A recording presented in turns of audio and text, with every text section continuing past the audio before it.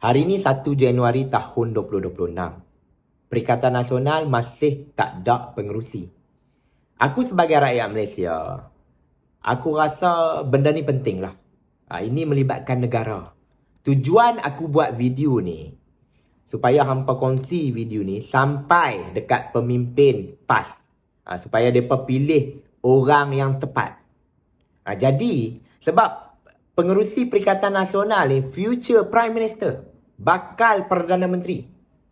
Jadi aku nak kita sama-sama fikir. Tapi aku dah nampak lah ada seorang ni memang paling layak. Paling layak.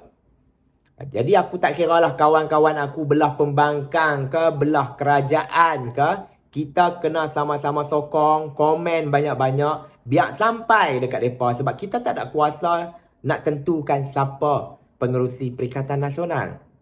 Nanti PRU 16 dah nak dekat dah. Buatnya PN menang, siapa yang paling layak? Memang pengerusi Perikatan Nasional punya tempat tu untuk jadi Perdana Menteri. Jadi bila aku tengok dalam ahli parlimen PAS, yang paling layak, ada seorang saja yang paling layak. Orang lain tak boleh. Orang lain memang tak boleh. Dan sangat sesuai lah memerintah negara kita. Orang ni dia memang, dia ulama, pandai, mahir dalam bab agama, tak boleh petikai lagi. Dan banyak pengalaman di dalam politik, ada aura dia tersendiri, berpengaruh, satu dunia pun kenal. Dia lebih kurang macam Anwar Ibrahim lah.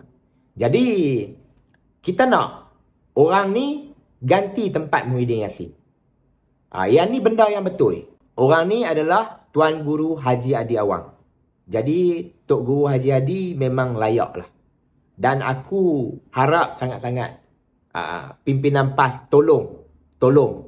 Aku nak Tuan Guru Haji Hadi jadi Perdana Menteri. Satu penggal pun tak apalah. Ini masa depan negara kita. Serius aku cakap. Sebab aku yang lain-lain aku tak yakin. Jadi tolonglah. Aku sangat yakin. Ini aku punya pandangan dan aku rasa ramai kawan-kawan aku yang akan sokong Hadi Awang jadi Perdana Menteri. Kalau boleh, bila dah jadi pengerusi Perikatan Nasional nanti, ganti tempat Hamzah ketua pembangkang sekali. Supaya nanti naik jadi Perdana Menteri, dia akan jadi wow. Dia akan gah. Ini masa depan negara kita. Dan yang terakhir ni, aku nak tanya YB Mas Ermiyati.